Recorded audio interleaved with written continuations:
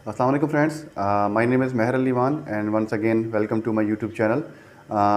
Real estate में हम आपको अपना नॉलेज शेयर करते रहते हैं, अपनी सर्विसेज हम आपको ऑनलाइन प्रोवाइड करते रहते हैं। तो सबसे पहले आप मेरा काइंडली चैनल सब्सक्राइब कर दीजिएगा, क्योंकि हम आपको डेली बेस पे तकरीबन आपको अपडेट करते रहते हैं। आपकी इन्वेस्टमेंट को हम पूरा सिक्योर बनाने की हम हमेशा पूरी कोशिश हमारी रहती है। तो सबसे पहले मेरा चैनल सब्सक्राइब कर लीजिएगा। आज का जो टॉपिक है, काफ़ी लोग हमसे, कोई हमारे जो क्लाइंट्स हैं, कुछ लेडीज़ हैं या कुछ हमारे इन्वेस्टर्स हैं, वो हमसे ये पूछती रहती हैं कि भाई हम फ़ाइल को प्रेफर करें या प्लॉट को प्रेफर करें। तो टुडे द टॉपिक है रियल एस्टेट में फ़ाइल और प्लॉट में बेसिकली क्या फ़र्क है, उन दोनों में से कौन सा बेहतर है। और दोनों के बेसिकली फ़ाइल का अपना फ़ायदा भी है, नुकसान भी है, और प्लॉटों की जो है वो फ़ायदे ज़्यादा हैं और नुकसान बहुत कम है। तो हम सबसे पहले डिस्कस करते हैं फ़ाइलों के बारे में। फ़ाइल जब भी सोसाइटी को न्यू लॉन्च होती है, जो सबसे पहले जो है वो सोसाइटी उसको, क्योंकि उनको पैसे चाहिए होते हैं, तो हर सोसाइटी जो बेसिकली बड़ी सोसाइटी होती है उनके पास अपने पैसे कम होते हैं, तो वो जो है वो मार्केट से पैसा जनरेट करने की कोशिश करते हैं।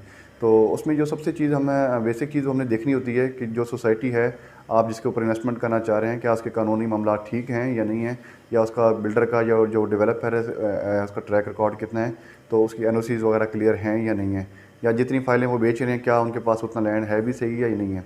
तो सबसे पहले हम फ़ायदा देखें। अगर फ़ाइलों का जो फ़ायदा है कि वो जो लिमिटेड इनकम वाले अफराद हैं, उनके लिए बहुत अच्छा होता है। महीने के तौर पे वो महीने की 20,000 10,000 रुपये इकट्ठा कर सकते हैं, तो हर 3 महीने बाद 50-60 हज़ार रुपये उन्हें देना होता है। तो बेसिकली ये लॉन्ग टर्म इन्वेस्टमेंट होती है। तो लेकिन ये उनके लिए सबसे अच्छा प्रेफरेंसबल है जो सोचते हैं कि हम बड़ी अमाउंट नहीं डिलीवर कर पाते। तो ये फ़ायदा तो है।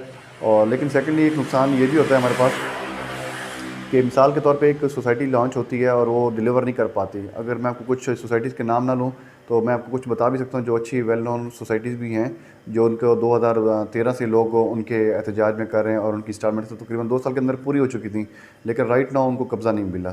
तो ये ऐसी भी सोसाइटीज़ हैं जो डिलीवर नहीं करती, और वो फाइलों वाले हैं वो अभी तक नेगेटिव में जा रहे हैं।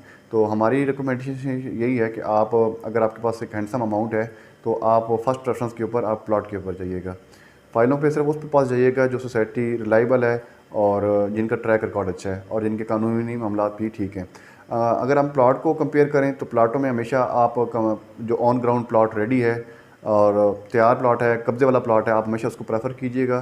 क्योंकि प्लॉटों में भी इश्यूज़ ये होते हैं कि ऑन ग्राउंड प्लॉट होते ज़रूर हैं, लेकिन वो प्लॉट मौके पे तैयार नहीं होते। मिसाल के तौर पे वहाँ मौके पे लोकल आबादी बैठी हुई है, नक्शे में तो शो हो रहा है, और वहाँ पे लोकल आबादी बैठी है, लिटिगेशन है वहाँ पे।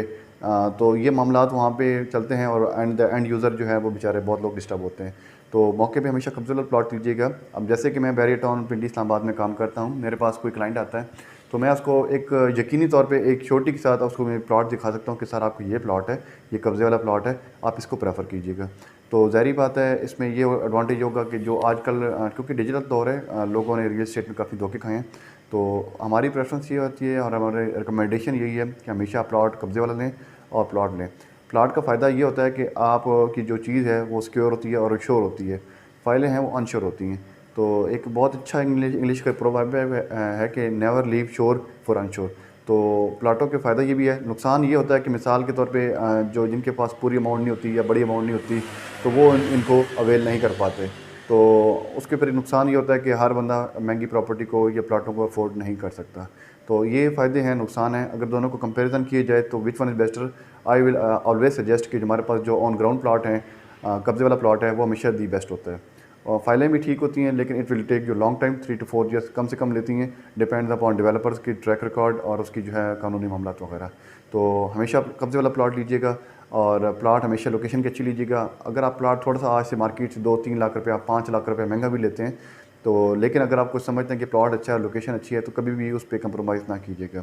तो थैंक यू सो मच। ये आपको हम टिप्स वगैरह प्रॉपर्टी की शेयर करते रहते हैं। अल्हम्दुलिल्लाह हम सर्विसेज हमारी बहुत शुक्रिया आप लोगों को, काफ़ी हमारे अच्छा रिस्पांस मिलता है हमारे क्लाइंट्स का।